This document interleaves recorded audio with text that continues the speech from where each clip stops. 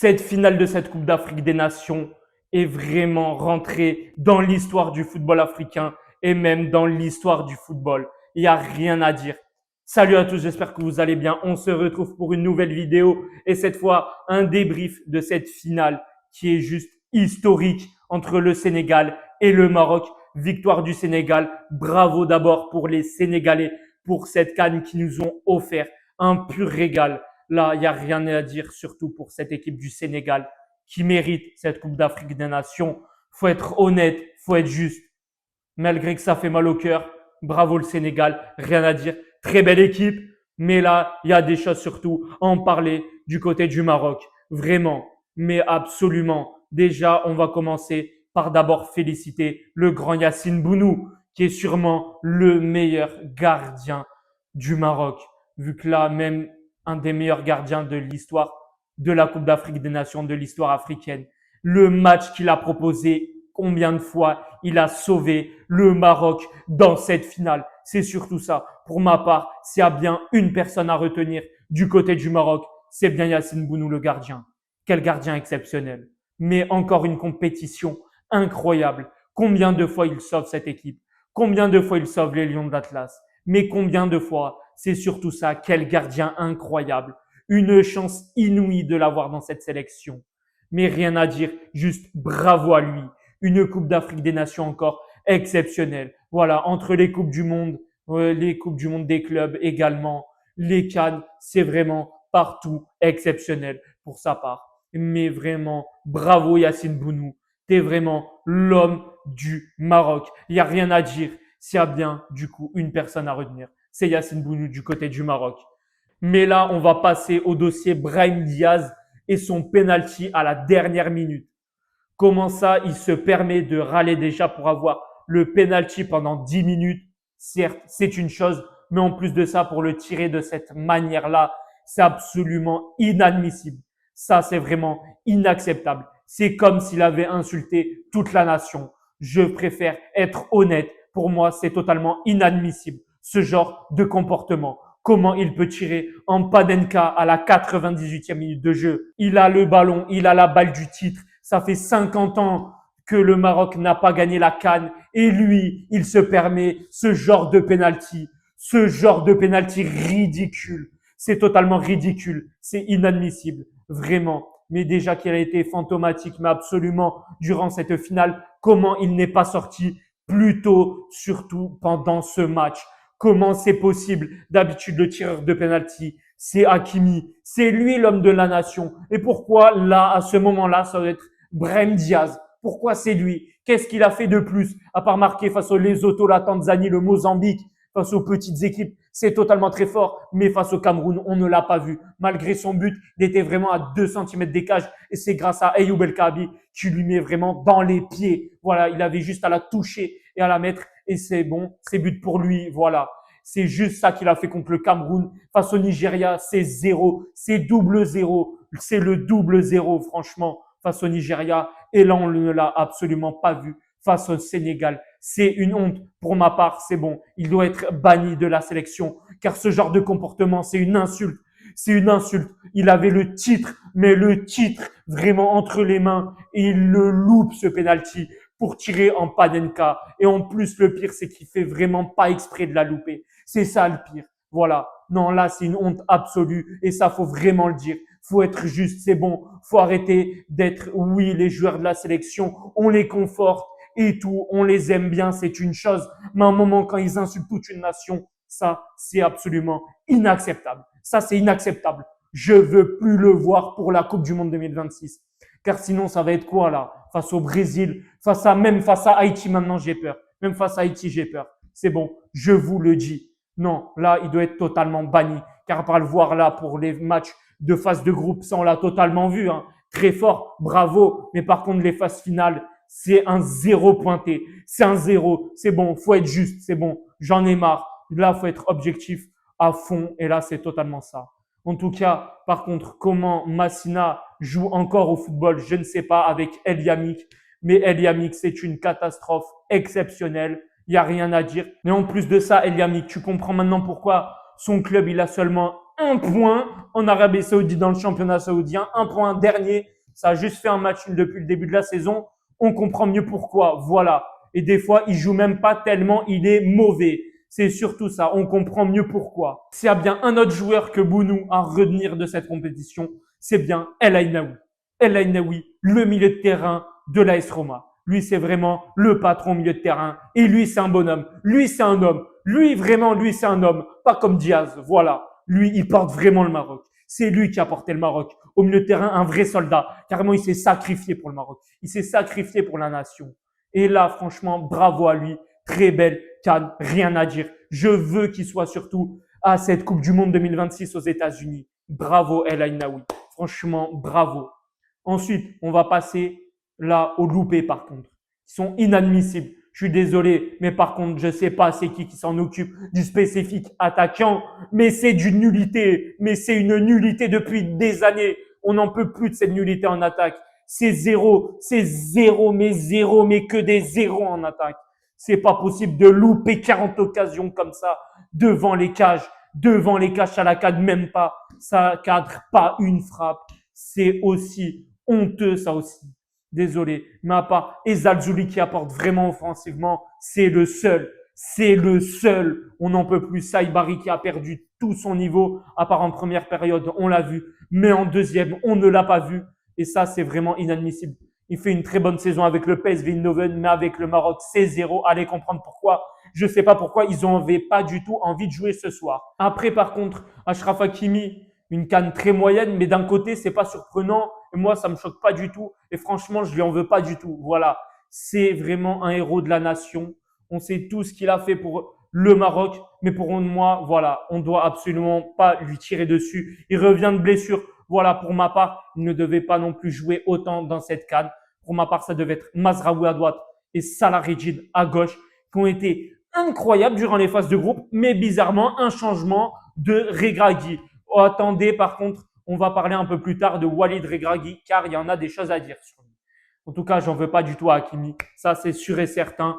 Voilà, pour ma part, Mazraoui, Salah Redjid, deux éléments sûrs, les deux latéraux sûrs du Maroc. Ils devaient totalement jouer à chaque match. Car ils ont été vraiment impressionnants et ils méritent d'être tout le temps sélectionnés. Franchement, ça aussi, c'est des hommes. Ça, c'est vraiment des combattants, des battants pour le Maroc.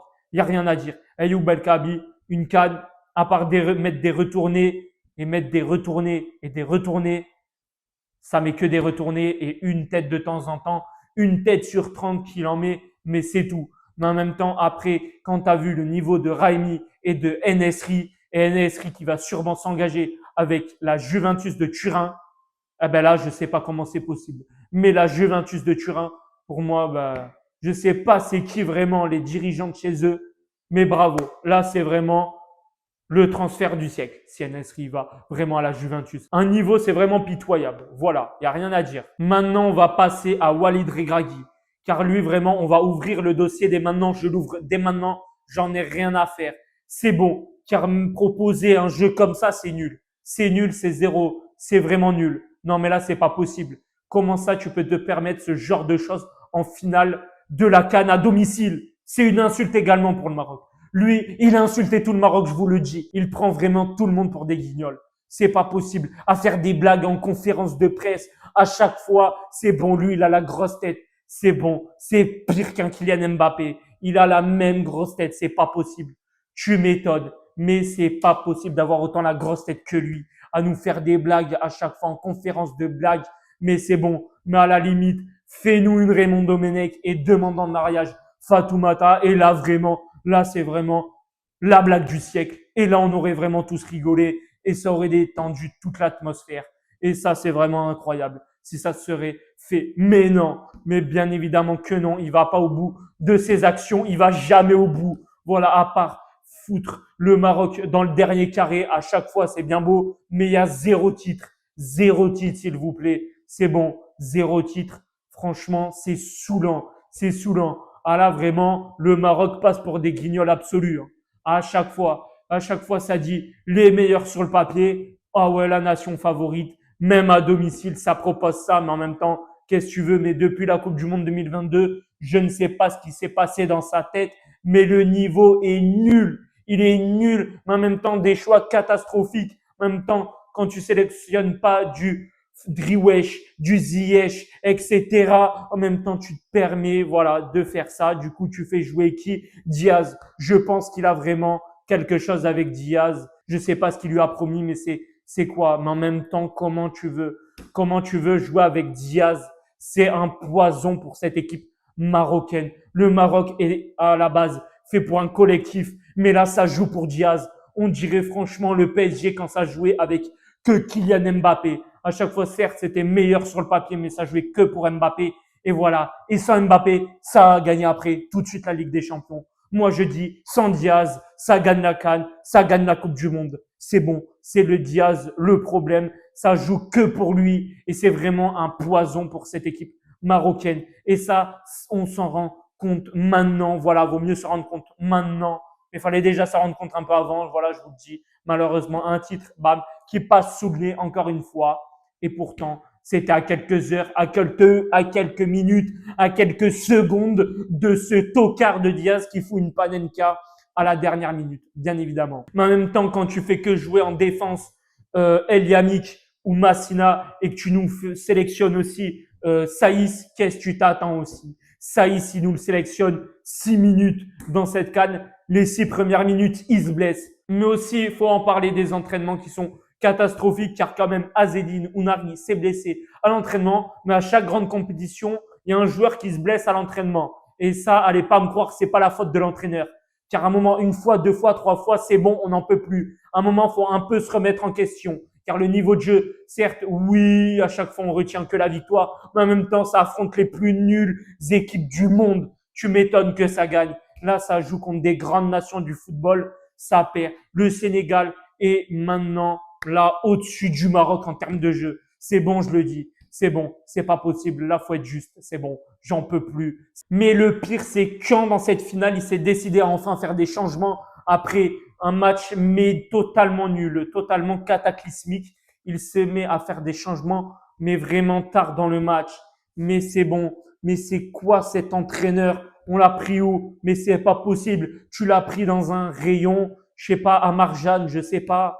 Mais qu'est-ce qu'il est allé faire comme entraîneur au Maroc? C'est pas possible. Mais c'est pas possible. Faut totalement là se remettre en question. Là, c'est vraiment une remise en question de l'équipe de A à Z, de l'entraîneur au staff médical, à tout le monde, aux cuisiniers, à tous, aux joueurs, à ceux qui sont sélectionnés ou pas. C'est bon, ma parole. Il y en avait, ils avaient pas du tout envie de jouer aujourd'hui. Et ça se voyait. Et ça, c'est une honte. C'est une honte. Tu prenais 11 joueurs, 11 mecs juste qui jouent dans la rue au Maroc. Ma parole, tu les mets sur le terrain. Ils ont plus envie, ils ont plus la gagne et ils apportent plus dans cette équipe. En tout cas, bravo au Sénégal. Bravo. Rien à dire. Franchement, la meilleure équipe de cette Coupe d'Afrique des Nations, c'est le Sénégal. C'est vraiment eux qui méritent cette victoire. C'est eux qui méritent cette finale. Le but qu'il a mis, Pape Gueye, un des meilleurs joueurs de cette CAN. Un milieu de terrain exceptionnel. Un grand joueur. C'est pour ça qu'il joue à Villarreal en Ligue des Champions. C'est normal. Mais le but incroyable qu'il a mis, ah là, franchement, incroyable. Rien à dire. Frappe en lucarne comme ça. Mais le match qu'il a proposé, ah, c'est incroyable. Waouh. Mamadou Sarr aussi. Ah, le match. Ah, exceptionnel la finale. Rien à dire. Le défenseur de Strasbourg. Ah là, il a mangé tout le monde. Il a mangé tout le monde. Ah là, il a totalement mis le cauchemar pour les joueurs marocains. Ah là, c'était le cauchemar pour les joueurs marocains. Ah ouais, le match qu'il a sorti, la finale. Waouh. Edouard Mendy, belle finale. Rien à dire. Franchement, les deux meilleurs gardiens d'Afrique. Bravo à vous. Bravo à eux. Bravo à eux de représenter le continent africain. Bravo à eux. Juste incroyable. Mané, rien à dire. Il a porté la nation. Il a porté la nation. Mais aussi, Ibrahim Mbaye. Ibrahim Mbaye et son entrée en jeu. Vous avez vu ça? À son jeune âge, il fait une CAN comme ça, une finale de CAN. Dois-je dire, une finale dans une grande compétition. Et il fait ça. Ah non, c'est un avenir très prometteur. Ça, c'est franchement un très grand joueur. Un futur grand joueur. Voilà. Il y en a, ils l'ont critiqué, mais il ne mérite pas. C'est un grand joueur. Ah, à un moment, j'ai cru qu'il allait marquer. J'ai cru qu'il allait marquer. Et c'est pas démérité. Hein. À la CAN qu'il a proposé, c'est vraiment exceptionnel. C'est vraiment exceptionnel. Malgré que je sois dégoûté pour l'équipe, pour la défaite du Maroc, bravo le Sénégal. À une équipe vraiment exceptionnelle. Ah, bravo aux joueurs sénégalais, ils ont quand même régalé.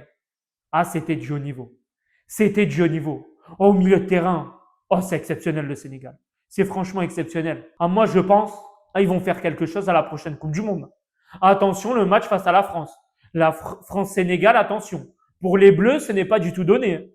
France-Sénégal, pour ma part, ça va être très serré.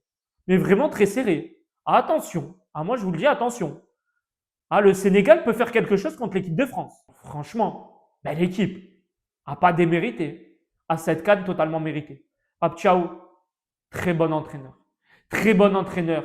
Et à chaque fois, surtout à chaque match, des changements tactiques, des choix tactiques, des changements de joueurs compréhensibles, intelligents surtout. Intelligent, c'est surtout ça. Et il ne favorise personne dans cette équipe. S'il faut sortir un grand joueur, il le sort. S'il faut sortir peut-être un de ses chouchous, il le fait sortir. Pas comme Walid Regragui. Walid Regragui, justement, il doit prendre exemple sur Pape Thiaw, l'entraîneur du Sénégal. Mais bon, c'est comme ça, c'est le football malheureusement. Il y a un gagnant, il y a un perdant. Le perdant, le Maroc, le gagnant, le Sénégal. Bravo à eux, ils ont mérité totalement cette CAN de A à Z, une très belle équipe, une grande nation, de grands joueurs. Félicitations. En tout cas, dites-moi dans les commentaires, là surtout par rapport à ce match, mais pour vous qui a été les meilleurs joueurs de ce match, les meilleurs joueurs de la compétition. N'hésitez pas aussi à vous abonner à ma chaîne YouTube, également à mettre un j'aime, un like, ça fait toujours plaisir. Un petit commentaire également sur ce que vous voulez à propos du football. En tout cas, retrouvez-moi sur tous mes réseaux sociaux, Instagram et TikTok. On va se retrouver très prochainement pour les débriefs. Maintenant, du Paris Saint-Germain, bien évidemment, en Ligue des Champions. Il y aura toujours les débriefs du Maroc, du Sénégal en sélection, aussi de la France, de l'Arabie Saoudite. Et également, on aura bien évidemment là, surtout les prochaines vidéos par rapport à cette fin de cette Coupe d'Afrique des Nations. Et on va se retrouver prochainement. Et sur ce, ciao!